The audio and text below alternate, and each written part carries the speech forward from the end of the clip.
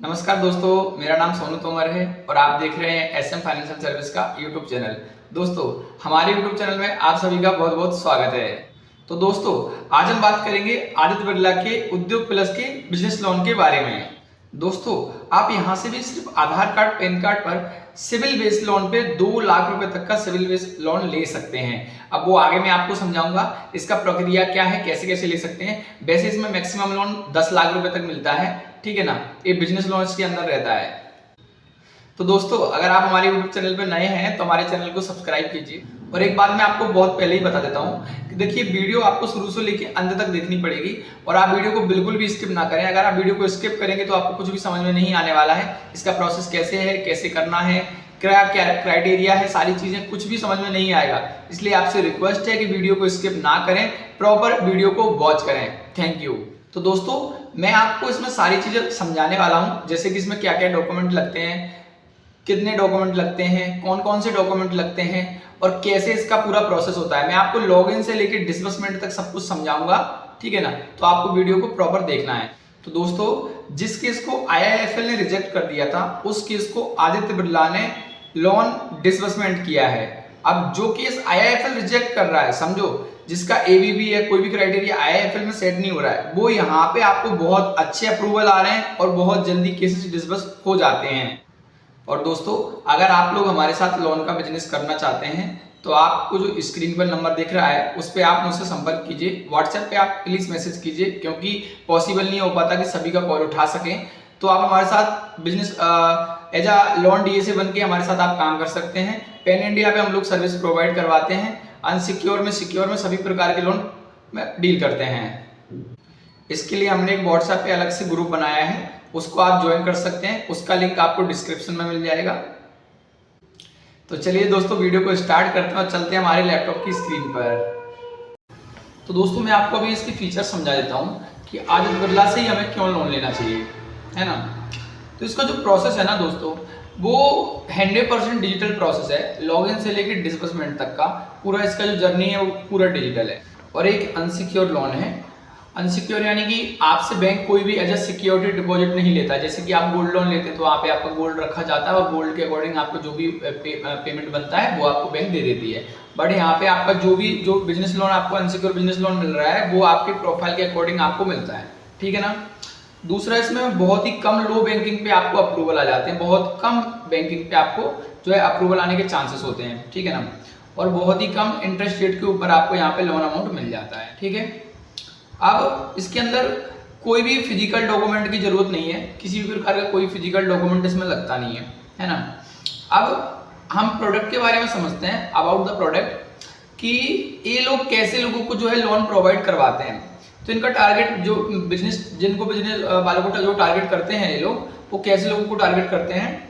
इसके अंदर sole proprietorship और इंडिविजुअल लोगों को ये लोग टारगेट करते हैं, ठीक है। और इस सिविल बेस्ड लोन, अगर सिविल बेस्ड लोन की बात की जाए तो 2 लाख रुपए तक का आपको सिविल बेस्ड लोन इसमें दिया जाता है, ठीक है। बट याद रखना है, उसमें भी वेरिफिकेशन मैंडेटरी है, ठीक है। और इसके अलावा वैसे इसमें 50,000 से लेकर 10 लाख रुपए तक का लोन अमाउंट आपको दिया जाता है। और जो सिविल स्कोर है वो 650 प्लस होना चाहिए, उनको भी यहाँ पे लोन मिल जाता है, ठीक है ना।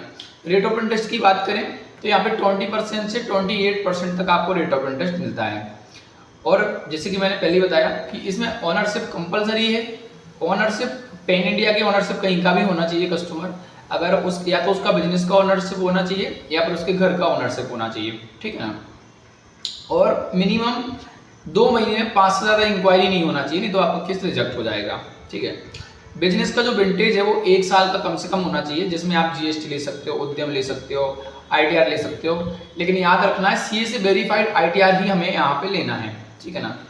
और ये लोग उद्यम पे भी लोन को कंसिडर कर देते हैं ऐसा। अप्रूवल आने के फाइनल बार बीपीडी होती है, यानी कि वीडियो पर्सनल डिस्कस, उसके बाद ही आपको जो फाइनल अमाउंट है वो आपके अकाउंट में डिसबर्समेंट किया जाता है, ठीक है ना। उसके बाद वेंडर आपका एबीबी चेक करता है, बैंकिंग वगैरह सब कुछ चेक करता है। तो इसमें मिनिमम एबीबी जो है वो 10,000 कम से कम होना चाहिए। और शॉप या रेसिडेंसी वेरिफिकेशन दोनों कंपलसरी है, दोनों इसके अंदर होंगे, ठीक है ना। इस बात को विशेष करके आपको याद रखना है। और दोस्तों, इसके अंदर आपको जो यहाँ पे जो आईडी दिख रही है, आरएम की आईडी, ये आईडी आपको जरूर डालनी है, इस बात का याद रखना है। आईडी आपको नहीं भूलनी है। अगर आप लॉगिन करते हो तो हमारे साथ आप लोन का बिजनेस करते हो, आपको ग्रुप में यूजर आईडी पासवर्ड वगैरह सब कुछ मिल जाएगा, ठीक है ना। उसका लिंक मैं आपको डिस्क्रिप्शन में दे दूंगा। तो आपको ये यूजर आईडी यहाँ पे जरूर डालनी है, BG456555, ठीक है ना। अप्लाई करते टाइम आपको एक कंपलसरी है, ओके। और आपको इंडस्ट्री वगैरह सब कुछ प्रॉपर्ली चेक कर लेनी है, वो भी मैं आगे बताऊंगा कैसे आप चेक करेंगे पॉजिटिव है कि नेगेटिव है। अब हम बात करते हैं इसके अंदर क्या क्या डॉक्यूमेंट लगेंगे। तो डॉक्यूमेंट में आपको आधार कार्ड होना चाहिए, जो कि आधार नंबर से लिंक होना चाहिए, पैन कार्ड होना चाहिए, ठीक है ना। 1 साल का आपका बिजनेस प्रूफ होना चाहिए, जिसमें आप GST ले सकते हो, उद्यम ले सकते हो, गुमास्ता लाइसेंस ले सकते हो, फूड लाइसेंस ले सकते हो, ठीक है ना। इसके अलावा लास्ट 6 मंथ का टेल डेट का आपको बैंक स्टेटमेंट चाहिए, वो भी ओरिजिनल PDF के अंदर। प्रॉपर बैंकिंग होना चाहिए, बैंकिंग में डेट वगैरह इधर उधर नहीं होना चाहिए, नहीं तो इसको सिस्टम ले नहीं पाएगा, ओके। पिन कोड वगैरह आपको प्रॉपर्ली चेक करना है, अभी मैं आगे बताऊंगा आपको पिन कोड कैसे चेक करते हैं। तो पिन कोड लिस्ट भी आपको मिल जाएगी, pin code list proper check कर लेना है, ठीक है ना। जो पिन कोड लिस्ट इनके सिस्टम में चालू होगा वहां पे ये लोग जो है लोन प्रोवाइड करवा पाएंगे। दूसरा इसमें एलिजिबिलिटी क्राइटेरिया समझ लेते हैं। देखो आपको सबसे पहले तो ना इंडस्ट्री प्रॉपर्ली चेक कर लेनी है, ठीक है ना। 1 साल का आपको इसमें जो ओल्ड उद्यम रजिस्ट्रेशन प्रूफ है, जैसे GST, गुमास्ता या जो भी सर्टिफिकेट है, वो कम से कम 1 साल पुराना होना चाहिए। इसके अलावा ओनरशिप का मैंने बताया, ओनरशिप कंपलसरी, तो ओनरशिप कस्टमर का होना ही चाहिए। और दूसरा आपको प्रॉपर बैंकिंग इसमें अच्छे से चेक कर लेनी है, ठीक है। अब हम बात करेंगे जो विजिट के टाइम पे कुछ चीजें होती हैं जो बहुत ज्यादा ध्यान में रखनी पड़ती हैं। अगर वो चीजों को आप ध्यान में नहीं रखोगे तो हो सकता है कि आपका केस अप्रूवल आने के बाद भी आपका केस जो है वो रिजेक्ट हो जाएगा। तो जो आपका शॉप है उस पे जो बोर्ड लगा रहता है वो कंपलसरी है, बोर्ड होना चाहिए। ऐसा नहीं कि विजिट के टाइम पे बोर्ड नहीं है या फिर आपने कभी लगाया नहीं, आपको ये सब चीजें पहले ही कर लेनी है। बोर्ड आपको प्रॉपर्ली लगवा लेना है, ठीक है ना। वहां पे देखेंगे आपके बिजनेस पे एक्टिविटी कैसी है, लोग आ रहे हैं जा रहे हैं, क्या है, सारी बिजनेस एक्टिविटी समझेंगे, ठीक है। वो लोग आएंगे तो स्टॉक वगैरह चेक करेंगे कि स्टॉक कितना है, क्या क्या आप स्टॉक रखते हो, ये सारी चीजें, ठीक है ना। आपकी दुकान पे कितने कस्टमर आ रहे हैं, कस्टमरों के भी देखेंगे, कैसा आपका बिजनेस है, वो सारी चीजें। एंड आपके बिजनेस में टोटल कितने एम्प्लॉई हैं, कितने लोग आपके यहाँ काम कर रहे हैं, वो भी ये लोग चेक करेंगे, ठीक है ना। एंड ये लोग जो विजिट के लिए आते हैं थर्ड पार्टी से आते हैं, ठीक है ना। तो अगर आज आपके पास ये लोग विजिट के लिए आते हैं तो कम से कम 24 से 36 घंटे के अंदर अंदर आपकी जो रिपोर्ट है वो सबमिट की जाएगी। तो थोड़ा सा वेट करना पड़ेगा। जैसे ही रिपोर्ट सबमिट होगी उसके कुछ टाइम बाद 5 से 6 घंटे के बाद आपका लोन अमाउंट डिसबर्स कर दिया जाता है। दूसरा ये चीज आपको बहुत अच्छे से ध्यान रखनी है, कस्टमर का आधार और पैन कार्ड में KYC में कोई भी नाम मिसमैच नहीं होना चाहिए, प्रॉपर नाम होना चाहिए, तभी उसको आप लॉगिन करना। ये आप लॉगिन से पहले ही देख लेना, अगर कुछ भी मिसमैच आया तो बाद में आपको प्रॉब्लम हो सकती है। दोस्तों इसमें नेगेटिव इंडस्ट्री वाले लोगों को आपको बिल्कुल भी इनकी फाइल लॉगिन नहीं करनी, पहले ही आपको चेक कर लेना कोई सिक्योरिटी एजेंसी, रिकवरी एजेंसी वगैरह कुछ चलाता तो नहीं है। ये सब इन लोगों को आपको इसमें बिल्कुल भी ऐड जो है नहीं करना है, ठीक है ना। इस बात को ध्यान रखना है। अब दूसरा पिन कोड की बात करते हैं। जो पिन कोड आपको इसमें दिख रहे हैं, इसमें लगभग 12 से 13 हज़ार पिन कोड चालू है। तो आपको पिन कोड प्रॉपर्ली चेक कर लेना है। जब भी आपको फाइल लॉगिन करनी है आप कंट्रोल F दबाएंगे, पिन कोड डालेंगे और आपको पता चल जाएगा कि भाई पिन कोड हमारा चालू है बंद है। दूसरा, इसके अंदर इन बैंकों के अंदर हम ई मैंडेट करते हैं, इनके नेट बैंकिंग से या डेबिट कार्ड से आप जो है ई मैंडेट कर सकते हो, ये कंपलसरी है, ठीक है ना। क्योंकि जब ई मैंडेट होगा तभी आपकी EMI जो है अकाउंट से कटेगी। अब हम समझते हैं कि अप्लाई कैसे करते हैं लोन अमाउंट, ठीक है। तो यहाँ पे आपको जो है कस्टमर का मोबाइल नंबर डालना है और मोबाइल नंबर पे एक OTP जाएगा, ठीक है ना। मोबाइल नंबर पे एक OTP जाएगा, OTP आपको यहाँ जो सबमिट करना है और OTP को वेरीफाई करना है, ठीक है। वेरीफाई करने के बाद में यहाँ पे आपको कस्टमर का pan card number, current address जहाँ पे भी वो रह रहा है वहाँ का पिन कोड, मकान नंबर एकदम प्रॉपर आपको फिल करना है और कंप्लीट करके जो है आगे केस को मूव करना है। याद रहे जो कंप्लीट प्रॉपर करेंट एड्रेस है वही आपको यहाँ पे डालना है। कुछ भी ऐसी गलती मत करना कि कोई भी एड्रेस डाल दिया, क्योंकि वेरिफिकेशन के टाइम पे प्रॉब्लम आएगी, ठीक है ना। ये सब डालने के बाद यहाँ पे उसके बाद में आपको लोन अमाउंट डालना है, कस्टमर का कितना लोन अमाउंट है। और लोन अमाउंट डालने के बाद में यहाँ पे मैंने आपको अभी बताया था डॉक्यूमेंट में कि आपको RM की ID यहाँ पे कंपलसरी डालनी है, ठीक है ना। याद रखना RM की ID आपको यहाँ पे कंपलसरी है डालना। डालने के बाद आप उसको अप्लाई करेंगे। अप्लाई जैसे ही आप करेंगे उसके बाद पैन का जो डिटेल होता है, पैन कार्ड में जो सब चीज़ें होती हैं वो यहाँ पे फेच कर लेगा, जैसे नाम, डेट ऑफ बर्थ वगैरह वगैरह, ठीक है ना। वो सब प्रॉपरली आपको चेक करके और जो है आई कन्फर्म बटन पे क्लिक करना है, ठीक है ना। उसके बाद थोड़ा सा टाइम लेगा प्रोसेस उसके बाद आपका जो बिजनेस का डिटेल है वो यहाँ पे मांगेगा। अब आप यहाँ पे या तो जीएसटी से अपना बिजनेस डिटेल दे सकते हो या फिर उद्यम सर्टिफिकेट वगैरह से आप अपने यहाँ पे बिजनेस डिटेल दे सकते हो या फिर इसको स्किप कर सकते हो। तो जैसे कि आप जैसे स्किप करोगे यहाँ पे प्रोप्राइटरशिप ऑलरेडी आ जाएगा, ठीक है ना। नेचर ऑफ बिजनेस में आपको सिलेक्ट कर लेना है कस्टमर का कौन सा बिजनेस है, मैन्युफैक्चरिंग सर्विस है, क्या है, ठीक है ना। तो वो प्रॉपर्ली देख लेना है। कौन सी इंडस्ट्री है, कस्टमर किस इंडस्ट्री में बिजनेस करता है वो भी आपको प्रॉपर्ली देख लेना है, ठीक है। और सब इंडस्ट्री भी चेक कर लेना है। यहाँ पे आपको कस्टमर के बिजनेस का नाम डालना है। बिजनेस का नाम डालने के बाद में कंप्लीटली प्रॉपर्ली बिजनेस का नाम डालने के बाद में आपको फिर डेट ऑफ इनकॉर्पोरेशन डालना है, कस्टमर कब से बिजनेस कर रहा है और कितने टाइम से जो है बिजनेस कर रहा है, ठीक है। सारी डिटेल अच्छे से चेक करके और नेक्स्ट के बटन पे आपको क्लिक कर देना है। अब यहाँ पे पूछ रहा है कि कंफर्म बिजनेस एड्रेस, तो आपको याद रखना है यहाँ पे प्रॉपर्ली यहाँ पे भी सेम एड्रेस डालना है और अच्छे से जो बिजनेस एड्रेस है वो आपको यहाँ पे डालना है। प्रॉपर्ली एड्रेस को आपको जो है फिल करना है, ठीक है ना। तो यहाँ पे आप एड्रेस कंप्लीट करके और पिन कोड डाल के, पिन कोड डालोगे तो ऑलरेडी सिलेक्ट स्टेट वगैरह सब कुछ आ जाएगा और आपको यहाँ पे सबमिट के बटन पे क्लिक करना है। फिर थोड़ा सा वेट करना है आपको यहाँ। उसके बाद आपका जो सिविल स्कोर है वो फेच हो जाएगा, सिस्टम सिविल को फेच कर लेगा, ठीक है ना। तो फेच करने के बाद अब उसके बाद पता चलेगा कि आपका केस आगे मूव होगा या नहीं होगा। हमारे केस में जो है अभी ये केस यहाँ पर रिजेक्ट हो गया है, ठीक है ना।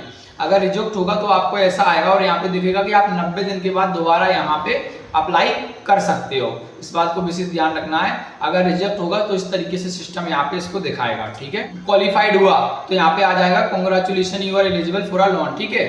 तो आपको यहाँ पे लास्ट 6 मंथ का जो है बैंक स्टेटमेंट यहाँ पे आपको अपलोड कर देना है, ठीक है ना।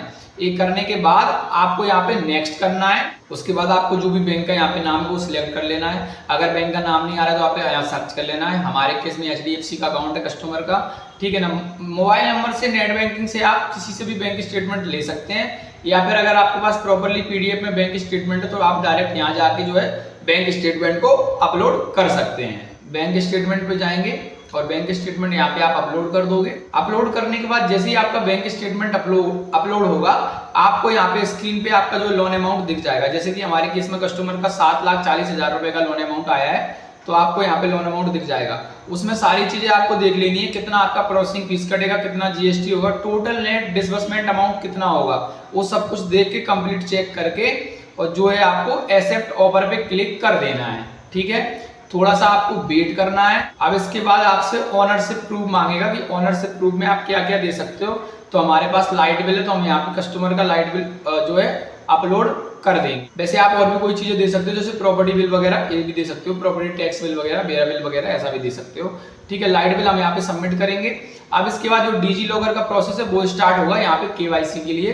तो यहाँ पर कस्टमर का आधार नंबर डालना है, ठीक है ना। प्रॉपर आधार नंबर यहाँ पे आप डालेंगे। आधार नंबर डालने के बाद कस्टमर के मोबाइल नंबर पे एक OTP जाएगा। OTP जो है आपको यहाँ पे फिल करना है और OTP फिल करने के बाद आपको जो है सबमिट के बटन पे क्लिक करना है। जैसे ही आप सबमिट करेंगे यहाँ पे आपसे एक एम पिन मांगा जाएगा लॉगिन के लिए। तो आप 112223 या कुछ भी डाल सकते हैं या फिर कस्टमर का अगर डिजी लॉकर में पहले से ही कोई पिन बना हुआ है तो वो डाल सकते हैं। और अगर आप भूल गए तो फॉरगेट के बटन पे वहां पे क्लिक करने का ऑप्शन आएगा, उसको दबाइए और आगे मूव कीजिए। डेट ऑफ बर्थ डाल के कस्टमर का और वहां पे आप अपने मन से अपना पिन जो है जनरेट कर सकते हो। उसके बाद आपको अलाउ करना है और प्रोसेस को कंप्लीट करना है, ठीक है। इसके बाद जो है सेल्फी अपलोड करने का एक ऑप्शन आता है तो वहां पे क्लिक सेल्फी पे क्लिक करेंगे और अपना फोटो अपलोड कर देंगे। याद रखना आपको लाइव सेल्फी अपलोड करना है, कोई भी इसमें फोटो वगैरह ऐसी कोई भी चीज अपलोड मत करना। या आप किसी को केस दे रहे हैं तो उनके द्वारा आप सेल्फी अपलोड करवा रहे हैं वो नहीं चलेगा, आपको अपनी लाइव सेल्फी अपलोड करनी पड़ेगी। बस इसके बाद में क्या होता है कि आप केस जो है कंप्लीट हो जाता है। फिर उसके बाद एक केस क्रेडिट टीम के पास जाता है और क्रेडिट टीम फिर डिसाइड करती है कि कस्टमर को कितना लोन अमाउंट देना है एंड वो आपके सारे डॉक्यूमेंट वेरीफाई करेंगे। डॉक्यूमेंट वेरीफाई करने के बाद आपका FI इनिशिएट होगा। आपका FI होगा बिजनेस पे और घर पे दोनों जगह होगा, ठीक है ना।